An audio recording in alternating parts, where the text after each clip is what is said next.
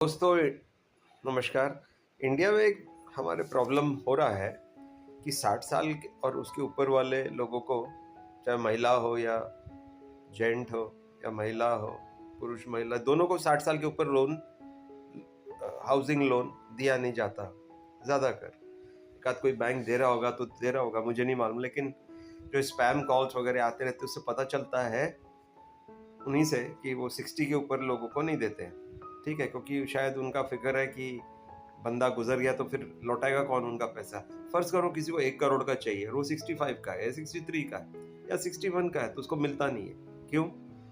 जो भी amount is not as important here as the age. वो डिस्क्वालीफाई हो जाता है ऑन द फर्स्ट स्टेप। तो उसका सोल्यूशन क्या है और वो क्यों करते हैं ऐसा? शायद ये करते हैं कि उनको लगता है उनका पैसा डूब जाएगा, ये बंदा 60 साल का है, कुछ सालों में मर जाएगा तो हमारा पैसा कहाँ जाएगा? 20 साल का लोन है, he may not live up to 80, तो वो लोग नहीं देते। तो उसका सोल्यूशन क्या? मैं पॉलिसी मेकर्स को और बैंकर्स को एक सोल्यूशन देना चाहता हूँ जिससे आप लोग का भी पैसा महफूज सेफ रहे।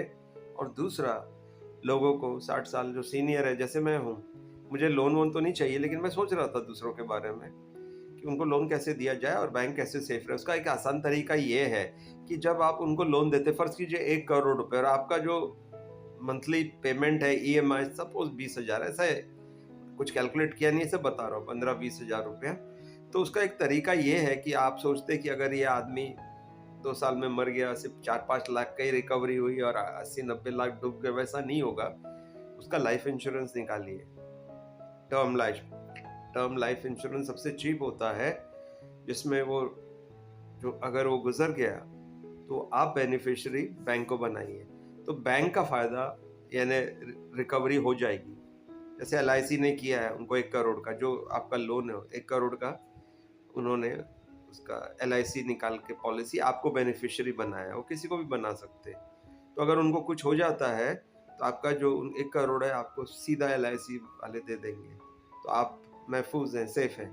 और इसके साथ वो जो 60 साल का इंसान है बेचारा, उसको भी एक मौका मिल जाता है जीवन का, अपने घर बनाने का, अपना घर ओन करने का उसको चांस मिल जाता है। तो आप थोड़ा सोचिए। और EMI में थोड़ा सा फ़र्क आएगा, ज़रूर आएगा, क्योंकि आपने बनवाया तो 2-4-5 हज़ार रुपये आएगा। उसको थोड़ा सीनियर डिस्काउंट भी दीजिए उस सीनियर को। तो इस प्रकार 2-3 हज़ार रुपये महीने से ज़्यादा अंतर आना नहीं चाहिए। थोड़ा कंपैशन के साथ, थोड़ा करुणा के साथ काम करेंगे तो सबका फ़ायदा है। आप सेफ है, आपका पैसा सेफ है बैंक साहब, और बेचारे ये जो वृद्ध इंसान हैं हमारे सीनियर्स, उनको भी घर मिल जाएगा और LIC को बिज़नेस, सब खुश।